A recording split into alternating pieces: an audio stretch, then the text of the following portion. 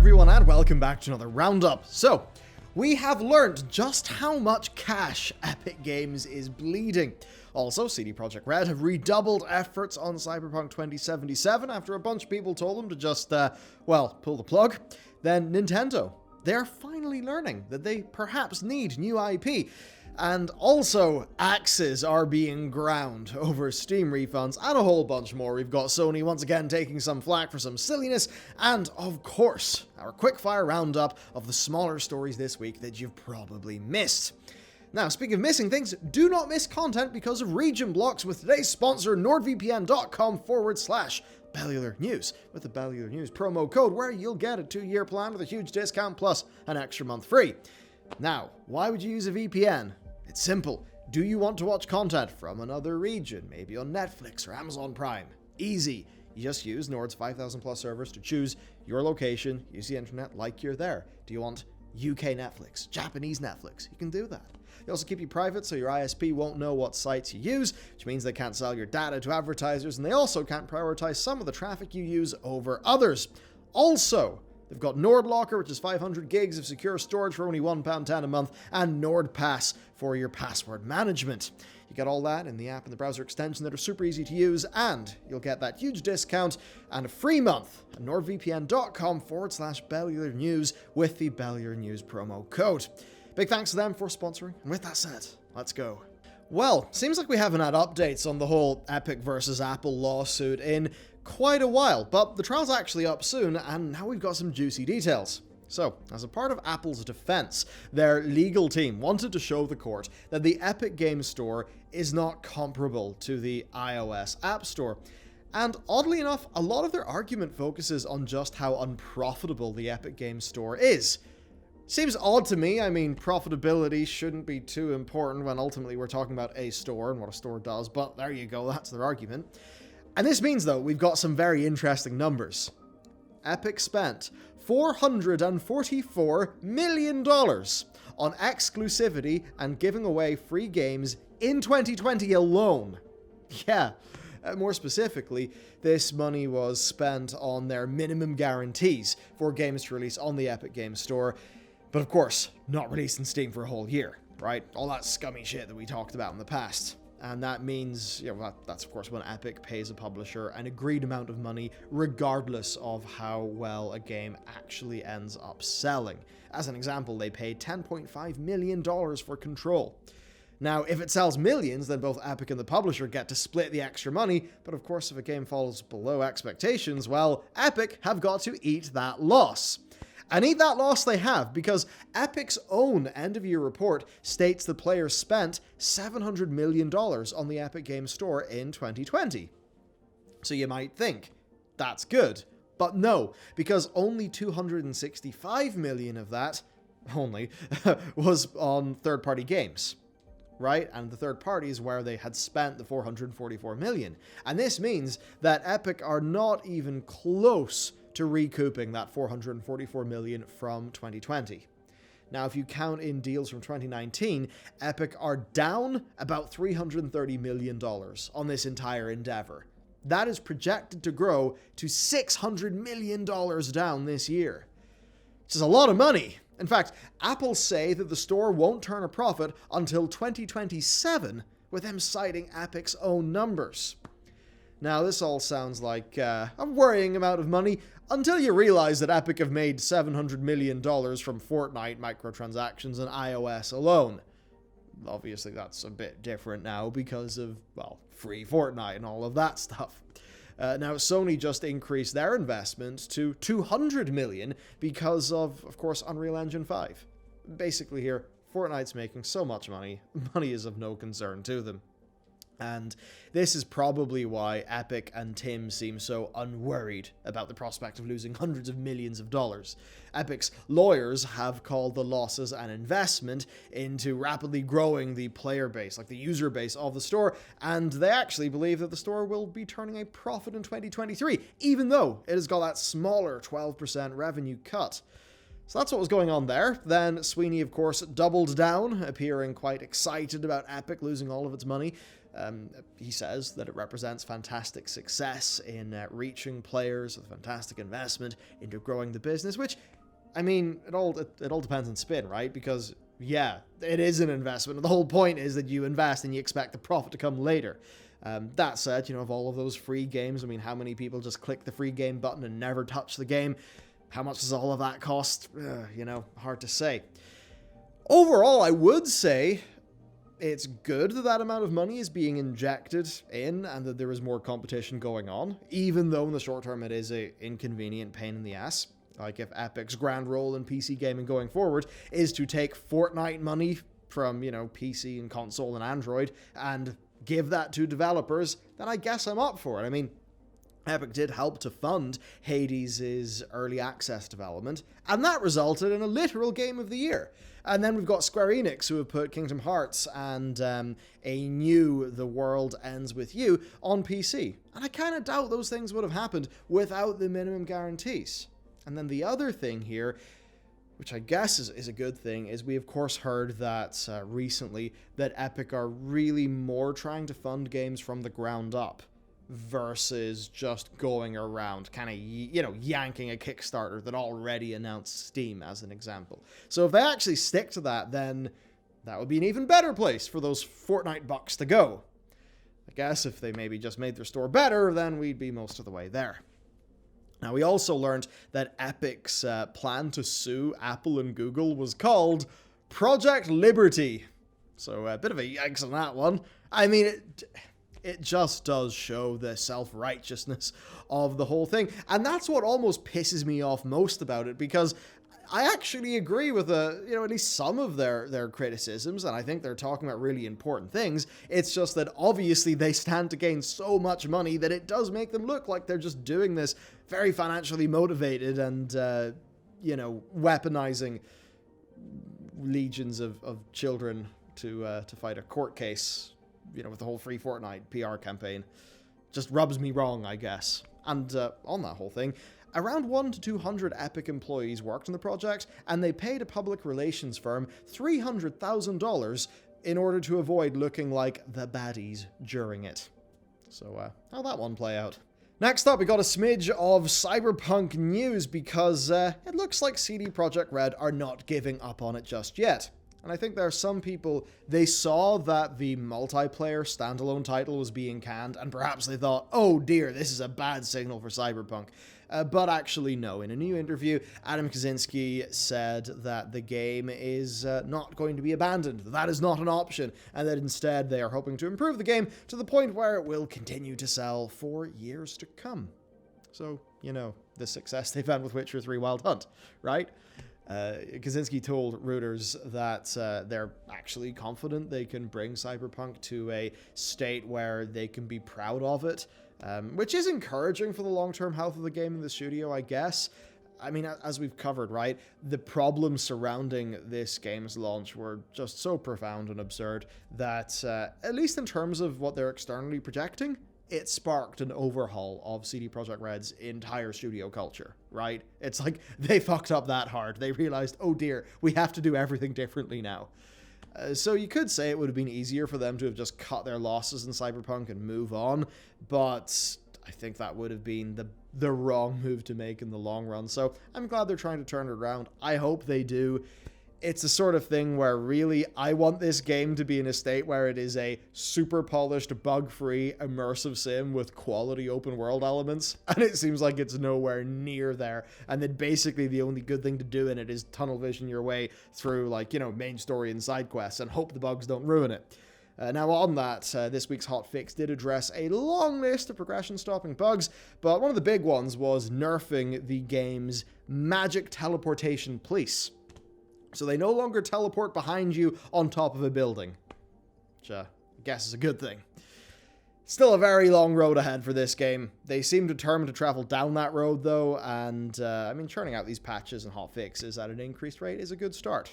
But I guess, though, the real big next milestone will be getting it onto the PlayStation Store, because you can't buy this in PlayStation right now. Now, they have said that they've got friendly relations with Sony, and that the return is closer than further. But, of course, they emphasize that the final decision is Sony's. So, yeah. it is their store, their platform. And certainly being missing from the PlayStation Store must have not been good for Cyberpunk sales, so I guess for their sake, hopefully they manage to get that soon. Well, speaking of Sony, we've got two things. So, as we've covered, with the closure of the PS3 and Vita stores riling everybody up against Sony, especially when paired with Jim Ryan's, you know what, basically bloody stupid comments about PS2 games not being worth much because they don't look as good. Jackass, let's not get into that. Well, the story's getting a bit worse because this week it's been proven that all PS4s have got a fairly major long-term flaw.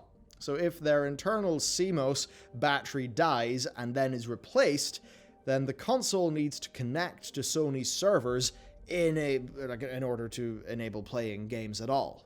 Even physical disc-based ones. And apparently, this is actually a failsafe that was built into the trophy system in order to stop people from messing around with the internal clock to, I guess, game the system and get trophies. But that does mean that right now, each PS4 is technically on a limited lifespan. Sony's PS4 servers. And in a world where, of course, the store was going down for the PS3 and stuff like that, people are a bit worried. Now, look, I'll say this is not a serious concern, but it's more of a philosophical strike against Sony as far as game preservation goes. I mean, like, Steam technically has got a similar problem, as does all digital rights management, but it does feel far worse with a physical game where it's like you own the disc, and it's a bit crazy that the box that plays the disc won't play the disc. Seems dumb. So, yeah, maybe we'll take a look into how preserved your games really are. Now, there's one other thing. Days Gone. Days Gone 2 is not happening, but Days Gone is making it onto PC, which is a bit of a rough thing because there's some of the people who really liked Days Gone, even though it was generally received in a more mixed fashion. At least a lot of those people thought that it could have deserved a follow-up that would have expanded on it more. So seeing that Days Gone 2 was axed, that it did not get greenlit, but then seeing Days Gone, getting its PC release, I think that's just opened up a little bit of a sore wound, which of course, well, sprinkles more salt on the Sony wound that we covered in one of the recent reports. So that's what's going on there. Next up then, Nintendo. So their president said that the company's actually going to focus on creating original IP in the future, as well as supporting the ongoing franchises, which is certainly good. So specifically what was said is that they want to create new series that will be a priority alongside other long sellers, as they put them, like Mario and Zelda. It's that thing where Nintendo, they've got one of the richest, most diverse back catalogs, in gaming, basically, in terms of heavy hitters, but, well, those IPs originate in the 80s and 90s, and all they've really done, not all, but a lot of what they've focused on is updating and expanding those IPs. That's what they've been doing for decades. I mean, a bit more, please. And I guess that's what they want to do, which is pretty good. It's kind of bad that this is actually news rather than the default, but look, Nintendo have got some amazing developers. Those are devs that have been stuck in a limited set of IP. Seeing them not be held back, get to do some new shit, that would be really exciting. Who knows? Maybe the hardware is holding them back a bit. Where's the Switch Pro? That's the next bit of Nintendo news I want to hear. Because I'm interested in the Switch as a format, but not the Nintendo Switch, the device, with Joy-Cons that break and an extremely underpowered processor. Next then, Steam reviews. And I think this is it's an interesting topic. So, Before Your Eyes is a new indie narrative adventure title in which time moves forward when the player blinks their eyes, which the game actually picks up on with a webcam. I mean, that's cool, right? And it's sitting in Steam right now with an overwhelmingly positive rating, so this is a pretty damn awesome game. But of course, it's never that simple with gaming news, is it? So this is a short game, and Steam's refund policy has basically made that a problem. Because as one highly positive review was also a refunded copy of the game. It was literally just, awesome game, refunded. You can play this game in its entirety, leave a very, very, very positive review, and refund the game. That's bullshit. That's bullshit. It's clearly a situation where Steam's refund policy is designed for a regular game, one that takes, 10 to 100 to 1,000 hours to play. So yeah, trying it for 2 hours, maybe it breaks on your computer or something like that, you refund it, that's fine and reasonable. You get a perfectly polished, hour and a half long experience that's exactly, it's all communicated up front, you knew what you're getting into, and then you just refund it after you've got that enjoyment? yeah, fuck you, you're a dickhead. It's as simple as that to that particular commenter. And I don't like Steam, supporting that sort of thing. So the dev voices frustrations that short games can be refunded, even when they deliver an amazing experience to people. And in response, the reviewer actually apologized for, quote, abusing what is clearly a broken system and promised to rebuy the game. So, good, but still. Now, the dev actually decided to make a joke of this whole situation, though, creating a non-refundable game called Refund This Game, where players will be tasked with watching a timer count to 2 hours and will receive an achievement for quitting in the last 5 seconds. It's going to cost $100, and while there's no release date yet, it's already been submitted to Valve for approval. Don't really know if it'll make it through.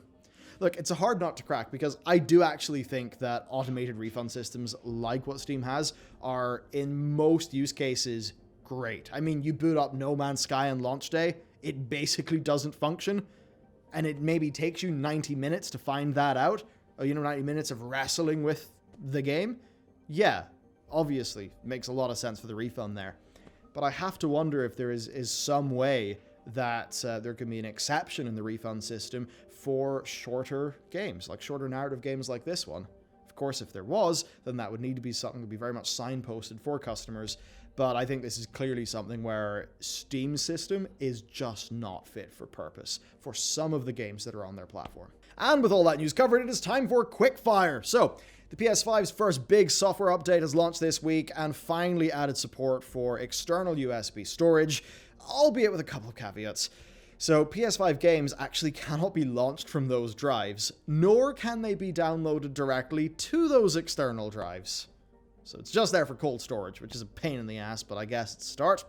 They've also helped some disk noise issues, and they've added HDR options to avoid problems, and a few more things too. And speaking of upgrades, it looks like the famously busted version of Nier Automata for Steam is actually getting a patch. Now, this is after the furor that kicked up over the Game Pass version having a bunch of improvements and the Steam one not. So that's good, and the series' official Twitter promised to share a bit more information at a later date. Then next up, in a thrilling bit of news that I'm sure you all care about massively, Xbox Game Pass now supports Amazon Echo. So Xbox users who have got the device linked to their console can simply say, Alexa, download game from Xbox Game Pass, and she can do that and also tell you what's popular, what's leaving the service, stuff like that. I guess neat if you're in the, listening device world. Now, somebody has actually found the long-lost code to unlock the native 4K port of Timesplitters 2 that was found within Homefront: The Revolution. This was a mystery thing that we reported on last week, and, we'd sort of said we can't wait to find out when it's unlocked, and it only took 4 days. So there you go. The internet's pretty amazing, and there's a native 4K Timesplitters 2 port. That's cool. Then in other remaster news, a leaked retail listing suggests that Sega are set to re-release Sonic Colors as a part of the 30-year anniversary of the character. Now, you might see whatever B-roll we've got on the screen and think, ooh, a 3D Sonic. Look, this game was released on the Wii and DS in 2010, and it does actually remain the last good 3D Sonic game, so that is actually good news. And then sticking in good news, there's actually some positive stuff from Blizzard, who have added 2 new games and a few new features to the Blizzard Arcade Collection.